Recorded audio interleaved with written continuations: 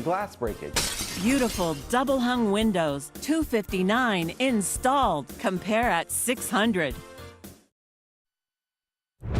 Tonight, several developing stories, the new and graphic description. What might have happened to that Washington Post writer and U.S. resident after he entered that consulate and never came out. The grisly new account tonight as this mystery deepens. Also tonight, the scare involving the First Lady, the plane carrying Melania Trump, suddenly filling with smoke midair. The flight forced to turn around, pilots wearing oxygen masks. The deadly storm tonight, images of parts of homes washed away. Rescue crews helping families then trapped themselves. The emergency move at a major dam tonight, and we're on the scene. The breaking news, what authorities just revealed involving the missing 13-year-old girl whose parents were both found shot dead. The drama in court late today, the well-known doctor once on reality TV and his girlfriend accused of drugging women together and then raping them. Holding hands in court, what their attorney now says. The major change north of the border tonight, marijuana now legal across Canada, the huge lines. And this question tonight, will Americans be able to bring marijuana back over the border? Mega Millions now at $900 million, almost $1 billion, the game's biggest jackpot ever. Why are the jackpots so big now? And what are your chances tonight? And the major headline involving an actor likely you and so many children grew up with. But would you recognize his face? This is ABC World News Tonight with David Muir.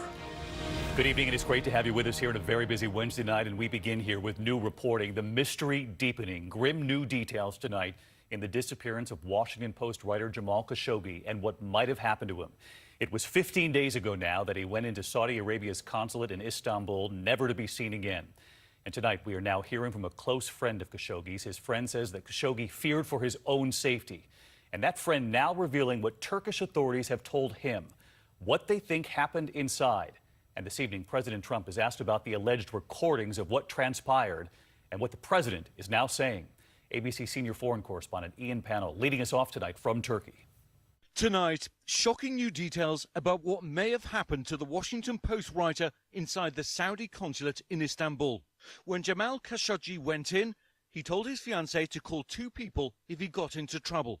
One was one of his closest friends, and tonight, in his first sit-down interview with US media, he tells me they not only killed him in the consulate, but also in a barbaric way. Turan Kislaci describing what he was told in multiple briefings with Turkish security officials. There have been repeated claims that there is proof that Mr. Khashoggi was killed, that there is an audio recording. Are you aware of that? Security officials said they do have audio, he tells us. He says the recordings reveal when Khashoggi walked into the consulate, he was given a document to sign. He refused and was then killed. Tonight, the New York Times reporting Turkish authorities say the audio tapes indicate the hit squad beheaded and dismembered him. Turkish authorities say Khashoggi's body was then taken over to the residence.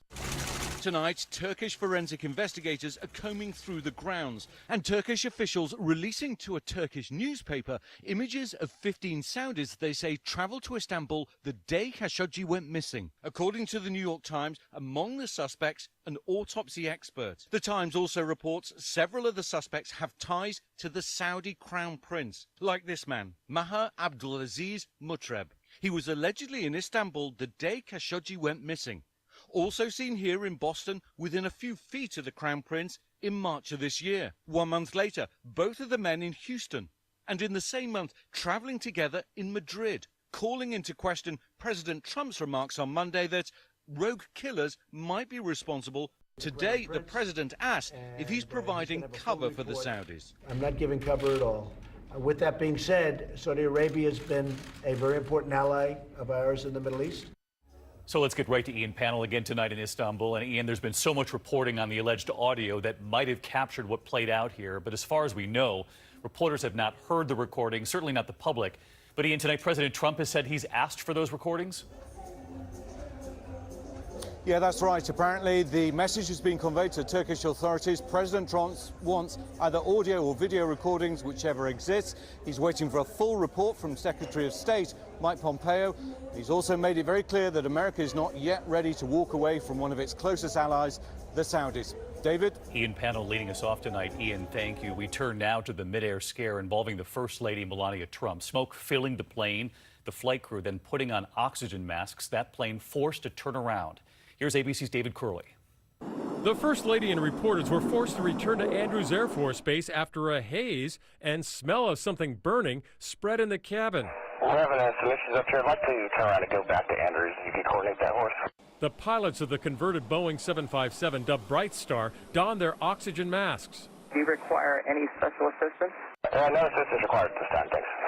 But reporters on board were told to put wet towels over their noses if the smoke got too bad. The Air Force flies 4 of these 757s, average age 18 years. We've got the situation all cleared up now, but we still want to go back to Andrews. The First Lady boarded a smaller aircraft to make her trip to Philadelphia. I said, I hope this plane's better than the first one, but yeah, they had a problem. Yeah, they had a problem, but she's fine. And on the ground, Melania Trump only made a passing reference to the smoky cabin. I'm sorry for a little delay. The Air Force says that it was some communications equipment that overheated, causing that smoke. That equipment was shut down and the smoke cleared. But the pilots wanted to come back here, David, as a precaution. All right, glad everyone's okay on that front. David Curley, thank you. Next tonight to the deadly storm and the dramatic images now emerging from Texas. Rushing rivers tearing off a deck from a home and right over the edge of this dam. Flooded roads causing high water rescues, even some of the first responders suddenly needing help. And tonight, the move at a major dam. ABC's Clayton Sandell is on the scene at the Mansfield Dam in Austin. Clayton. Good evening, David. Tonight, the lake behind this dam is rapidly filling up. So to control the water level, they are now opening more of these floodgates than ever before. In central Texas tonight, the death toll is rising, and in some places, the water is too. Lakes and reservoirs are swelling over capacity. Today, even first responders needed help. Stuck in the floodwaters on top of his car. This stranded Travis County deputy rescued by firefighters. Along Lake Travis today, people scrambled to load up and get out as water creeps closer. Because you can't stop the water, it's going to come in. Officials say the body of a woman was found this morning at a low water crossing. Upstream, after tearing apart this bridge and sending debris over dams, rivers are dropping as quickly as they rose. The Llano River down 30 feet in 24 hours. Gerald Hudson's home was barely saved. I didn't think it would get this high. But his neighbors lost everything. And David, in just 1 week, Lake Travis here has taken in enough water to supply the city of Austin for 4 years. David? Clayton Sandell with us again tonight. Clayton, thank you. And there are new developments tonight in the alleged serial rape case making national headlines. The well-known surgeon who once appeared on reality TV walking into court late today with his girlfriend. The couple is now facing charges of drugging women together and then sexually assaulting them. And that list of victims is now growing. Here's ABC's Kana Whitworth. The California couple accused of preying on female victims at parties and bars making their first court appearance. Dr. Grant Robichaux and Sarissa Riley now facing new charges of kidnapping, drugging, rape, and sexual assault in alleged attacks on 7 women. This is a crime of a predatory nature. The couple holding hands, their attorneys entering pleas of not guilty. You seem like too perfect. The orthopedic surgeon who appeared on this Bravo dating show was arrested last month with his girlfriend. Since then, more women have come forward. You're still getting calls? We're still getting calls, and we expect to continue to get more. Outside the courthouse, Riley's sister insisting the truth will come out. She's a loving and kind person. She's a Christian. She loves God. She has been nothing but a wonderful sister, niece, daughter to our whole entire family. The couple denying all allegations of non-consensual sex, and tonight they're out on bail. David? Kana Whitworth tonight. Thank you, Kana. There are breaking developments in the case of the missing 13-year-old girl whose parents were found dead in their Wisconsin home. Moments ago, police revealing how her parents died, and they fear her life is in danger as well. ABC's Alex Perez from Wisconsin tonight. Police dogs and forensic teams searching for any sign of 13-year-old Jamie Kloss. Investigators think she was home when her parents were killed. Were her parents shot to death? Yes. Her parents died from gunshot wounds. That's why we were ruling this a homicide. There was no gun found on the scene. Here at the home, authorities have set up a command center. You can see the police tape. This area remains a crime scene. More than 150 investigators now working the case. Police arrived at the home after a suspicious call to 911 about 1 a.m. Monday. No one spoke to the dispatcher, but the commotion police heard leads them to believe Jamie was in danger. No one was on there asking for anything except we heard background noise, and that's what these experts are working on, that 911 call to break it down. And David, since issuing that nationwide Amber Alert, authorities say they have received more than 400 tips they're following up on. David? Alex Perez. Alex, thank you. North of the border tonight, recreational marijuana is now legal across Canada, and it comes not without controversy. Can Americans bring some of that marijuana back over the border? ABC's Gio Benitez in Montreal tonight. They started lining up before dawn, down the street, around the block, thousands of Canadians waiting hours to buy marijuana. Thank you so much. Thank you very much. As the day went on, the lines grew longer, Canadian flags unfurled, the country now one of only 2 in the world to legalize recreational pot. It's pretty cool, actually. It's like coming out of a prohibition. So that's why we're here, because it's such a big moment. Yes, there are detractors. The Canadian Medical Association Journal calls it all an uncontrolled experiment, putting money above the health of Canadians. But Prime Minister Justin Trudeau, who campaigned on a promise to legalize, today tweeted that regulating pot means profits out of the hands of criminals, protection for our kids. It could also mean an estimated $400 million in tax revenues. Cannabis is legal in Canada, and everybody should come to Canada and enjoy our cannabis. Big news north of the border tonight. Gio is in Montreal for us. And Gio, a lot of people back here at home likely asking, can you bring some of that marijuana back across the border? Is that legal? Well, David, Customs and Border Protection says absolutely not. And if they catch you with it at the border, you could be arrested. David? Gio Benitez live from Quebec tonight. Thank you. There is developing news from the Justice Department we've been following today. A high-ranking official at the Treasury Department is now charged tonight, accused of leaking sensitive financial information in several high-profile cases. Federal prosecutors tonight say Natalie Mayflower Sowers Edwards shared the media reports generated by the banks about Paul Manafort, Rick Gates, the Russian embassy, and the alleged Russian agent Maria Butina. That information then appeared in dozens of reports in BuzzFeed Media. Next tonight, the countdown to the midterm elections, less than 3 weeks away now, and a Texas race in the headlines tonight. Democrat Beto O'Rourke fighting to unseat Senator Ted Cruz, the two facing off in a heated debate overnight. O'Rourke using a nickname for Cruz first used by President Trump.